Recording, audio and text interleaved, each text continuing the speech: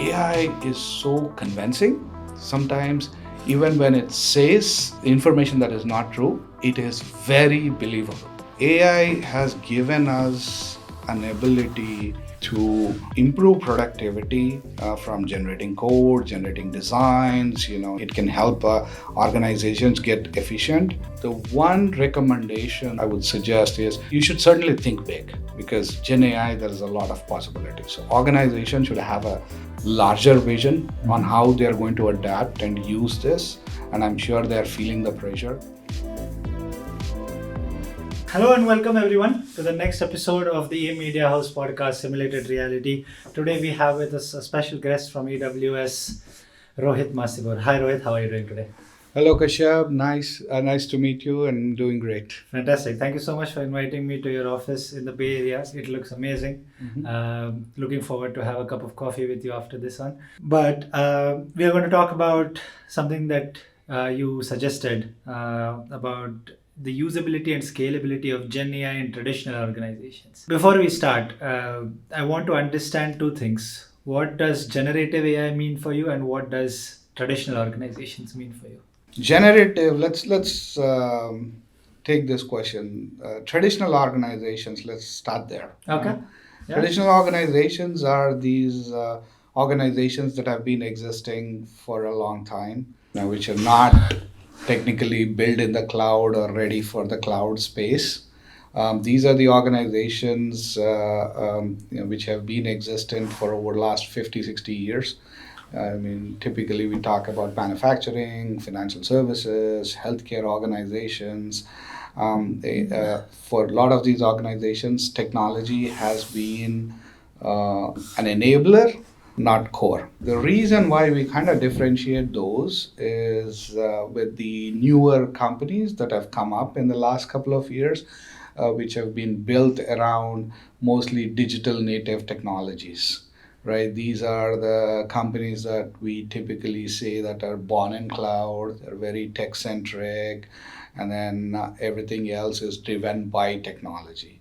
So that's my broader demarcation between a traditional versus a built-in cloud company, so to speak. Now let's touch on Gen AI. Yeah. Right. As you know, AI has been around for a long time. I mean, it's over 70 years or so. There has been a lot of research that has been going on in AI. What has changed from in the last 70 years is specifically the ability of having access to the data and the amount of compute that we can throw at this data. Right. So the recent evolution of AI is with ChatGPT and DALI and some other new services that have been creating a lot of news lately. We can see what AI can do beyond just predicting the next best word. Right. Okay. So Gen AI is where it kind of can do a lot more than simple prediction. And because these are trained on just vast amounts of data, we're talking about 3 billion parameters, and the amount of compute that's required to process this is just insatiable. So that's where what we call as Gen AI. And Correct. No, I think that really helps, right? It sets the context now, because traditional organizations can mean a lot of things, while generative AI can also mean a lot of things. People are working on defining it. So thank you so much for that. My second question to you is, it has always been difficult for traditional organizations when it comes to adoption of technologies. Is this something that you have observed, yes or no? And while we talk about Gen AI, is it going to, are similar factors going to play in when it comes to adopting Gen AI as well? yes, certainly. I mean, as we can think of, and as I described before, a lot of these organization business has been core, right? Technology was just an enabler or a supporting factor when they were formed. When they acquired new businesses or when they grew organically, the business was different than the technology strategy. Now, over the last 2 decades, technology became center, not just for these organizations, but for everything in general. The evolution has been slow. There are some industries which have really caught up quickly and started building and adapting technology. One of the example is banking. Yeah. And then there are industries which have been traditionally laggards when it comes to tech adoption or changes, just because the change is very costly for them. Yeah. And these Is are it digitization is a primary factor here, or not necessarily? Not just not this. not necessarily digitization aspect, but it's just how these industries are built, right? Hypothetically, if you take banking for example, Yeah. right, when a transaction happens, the industry, everybody is incentivized to integrate and make it work seamlessly. If I take an example, right? Let's say you have a credit card in your bank, in your wallet. It's issued by a bank, which is probably a Visa or a Mastercard or an Amex, and then it's issued for us, and let's say San Francisco Bank here issues the card. You can take the card today and go seamlessly use it, like in somewhere in Africa or even India, where the currency is different, the merchant is different, and the denomination is different, but the transaction goes through seamlessly, right? Now the transaction happens, you come back to your bank, you get your goods or services in the other country, you come back to your country, your home, and you get a bill, and then you pay it in dollar amount, and you're done, right? The entire process is so seamless. Whereas you take another industry, for example, healthcare, right? The healthcare organizations, the way they are built is very different. And it's not easy for you to take an insurance from here, go get, if you're sick in some other country, the whole insurance process on how do you get going, and how these organizations kind of talk is different. It's challenging inside US itself. If you are in one state and your doctor is here, and you go to the other state and you have to see a different doctor, it's just built differently. So that's the reason why the change for these traditional businesses has been very expensive, because once a health care organization is built around it, it's not easy to change, and this is not the main driver for them. Got So it. Correct. Now let's move on to the aspect where we were going to discuss usability and scalability, right? Usability of Gen AI essentially, or adoption of Gen AI, is something that while these organizations are traditional, they're very excited about. I'm sure that you have also observed this, that there is a lot of buzz around it. The board of directors are convinced, there is a push from the top line, because none of them want to miss out on their competitor when it comes to this. What is it going to be different for these traditional organizations than new age companies when it comes to adoption? And especially when it comes to, and why is it going to be the case in particular the context of Gen AI? first and foremost, the amount of change that's going to happen is huge, Got it. right? The disruption is huge. Gen AI, for all practical purpose, it's a great thing, and it can do a lot for the organization. From processing data, it can generate code, it can generate images. It can do a lot of stuff. At the same time, Gen AI is generally available AI. It has some challenges as well, in terms of what kind of content it develops, and some of the biases it can have. The Gen AI, a lot of the models that are out there today are trained pretty much on most of the Western data sets. Got it. It could be US, could be European, because those are the data sets that are readily available. So the bias that these models kick out is very North America centric, Okay. in the sense. So what happens for these organizations is, while there is a lot out there that they can really innovate and adopt on, like Gen AI can help them improve their customer experience. It can increase their productivity aspect of the business. But at the same time, it can also challenge them on the biases, ethical aspect of things. So the change is fast, the change is good, but the organizations also have to watch out where they need to invest, and that could be the hindrance block for these organizations to quickly change and scale. There are some organizations which are set up right and they can grow quickly, and there are organizations which are not set up right, and they might need to bring in or rescale their existing workforce to. But set up in terms of infrastructure, or you are saying in terms of the overall hierarchy and how they kind of function? Both. Both the Right. technology as well as this thing. Can you elaborate a little bit on what aspects of technology and what aspects of hierarchy or org structures can impact the adoption of Gen AI in these organizations and how to overcome it?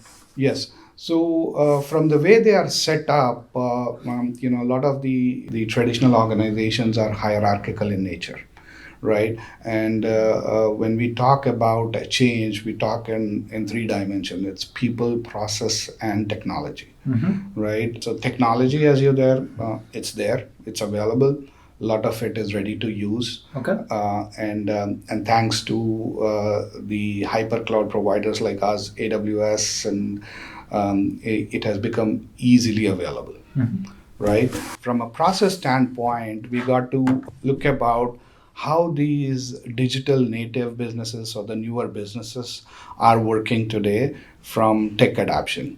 And traditional organizations are not there yet. They are not nimble yet on bringing in a new technology.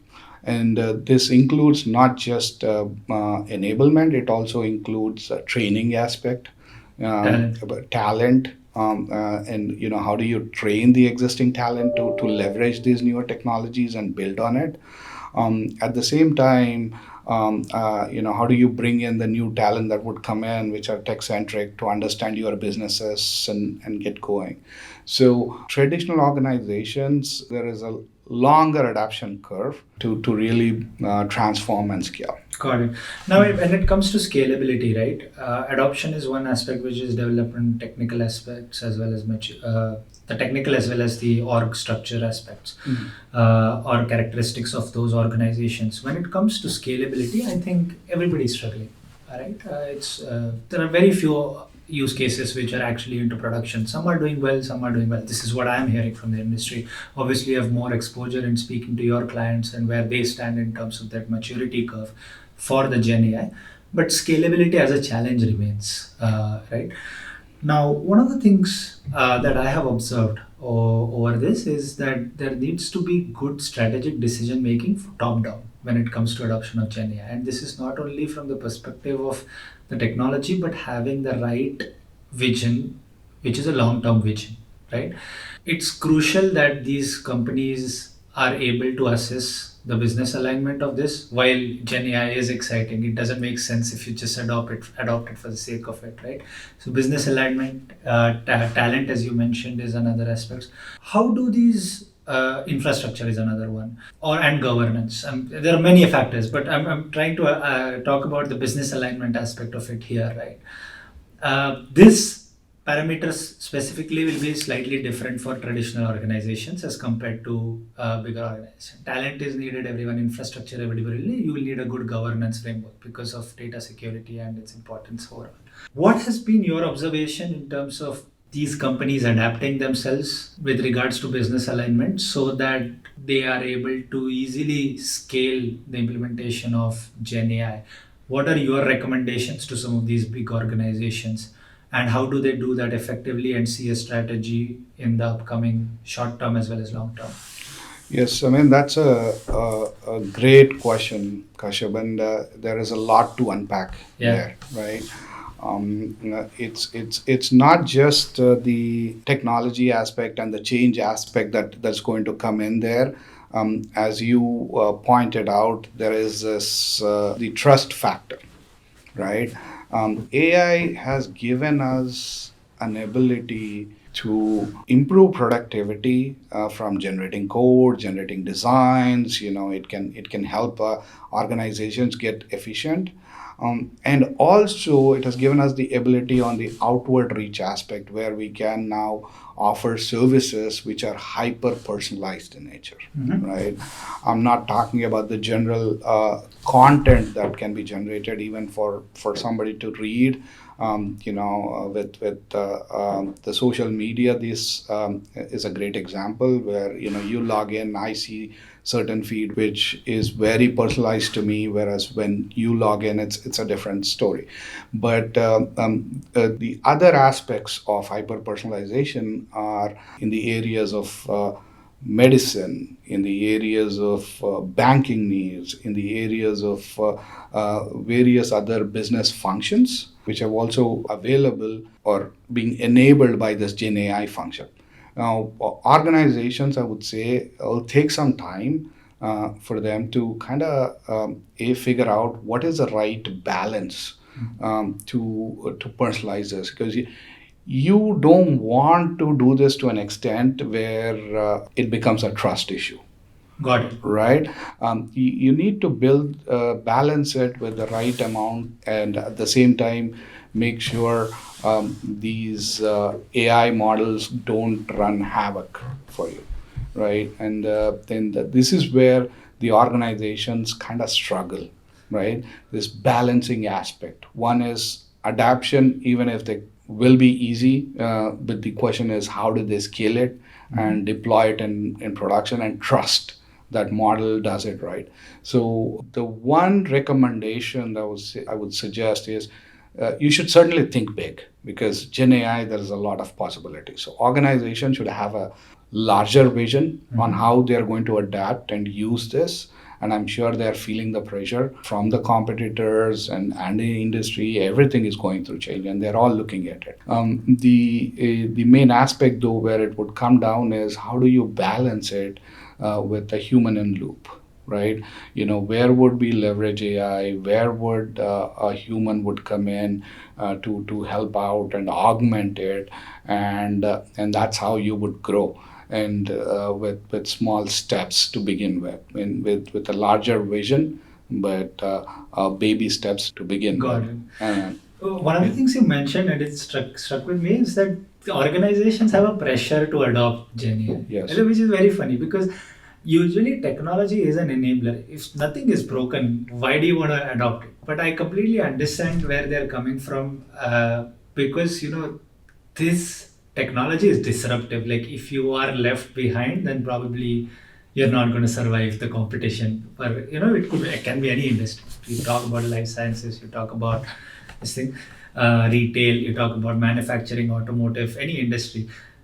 One of the things that this impact, and this is my understanding and or what I believe, and correct me if I'm wrong, is the customer experience aspect of it, because that is where you can see an immediate impact. So there are 2-3 areas which leaders are saying that will immediate, they can see the use cases and have already put into production something. One is basically the search aspect of it, search and summary of everything, or huge chunks of information within these organizations.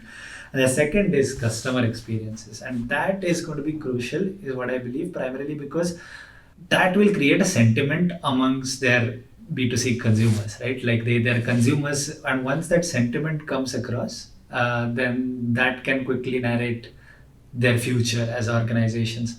What do you believe in, and from the perspective of traditional organizations, because we are speaking about that, what do you believe is Gen AI's role in customer experience going forward? And how can companies quickly adopt a strategy that will enable them to use and scale Gen AI at a very massive? And I'll tell you why this thought comes to me as well. There's a little bit of longer question. I think, see, Gen AI as a concept, we're talking about Gen AI, but chatbots are in different forms of large language models always existed. Right? There were tools online which could summarize text and this Yes. thing. But when ChatGPT came in, everybody could use it. right? It became so handy Right. for any individual to use it. And companies' future is very much dependent on their consumers. That's why I believe that. Do you also agree with me inside of that? I agree because the tools before Gen AI were very specific. You Yeah. know, they are very specific to a certain task. You know, we had tools that would automate a process. We had tools that would help you write better. You know, and but nothing that was there that could link all these and talk to you at a level which the generative AI now can do. Right? And AI tech companies knew about AI, tech industries knew about AI for a long time. What the evolution has done in the last 12 months or so is it showed the general population what is a possibility. Yeah. You know what machines can do, right? There are two aspects to it. One is certainly, you know, AI, if you teach well, can do amazing. But there is also a flip side of it. The AI here, there is a possibility of it being, we call this concept called hallucination. You know, AI is so convincing. Sometimes, even when it says information that is not true, it is very believable, right? And sounds like a cult. yes, yes, and that's where it's scary, right, for these organizations that are embarking on this. That's the key thing where they need to watch out for, and you know, make sure it is though it's scalable, but you got to make sure it is not hallucinating and giving out stuff which are inconsistent to the organization's brand value, the organization's culture, or the reputation, right? Correct. So these are the primary things that would be a blocker, so to speak, right? Otherwise, everybody today can have their own tech assistant, which can help, you know, do be a superhuman. You got to validate. You got to be superior or have that depth to understand, hey, yeah, you know, this is right, and hey, no, this is hallucination. Let me correct it, right? And the technology is going to get better. We have seen the possibility, and that is where it's going to, where these organizations have an opportunity to create value with the data uniqueness that they have. Like, you know, take any traditional organization, they know their business, they sit on the data which is very specific to their business, which gives them in a very unique situation, right? And you take like traditional institutions like hospitals, your experience in every hospital is different. Some are good, some are, you know, not so good, and they're because their go to market is different, though they are in the same industry. And taking this, the power of generally available AI or generative AI, and training it specific to the traditional organization needs is the key. Got it. Right? So that is where the growth is going to happen, and that is where the organizations really can leverage it. So the AI is working for their organization within the boundaries of the organization sets, and service its customers efficiently and effectively. Fantastic. Any final thoughts, Rohit, and any kind of suggestions, recommendations to traditional organizations on how to on this topic? No, I mean, needless to say, the change is disruptive. It's never easy to change. A lot of times when we go and educate the field, that's what we tell. It's never easy to adapt a new technology, but you know, AI is here to stay.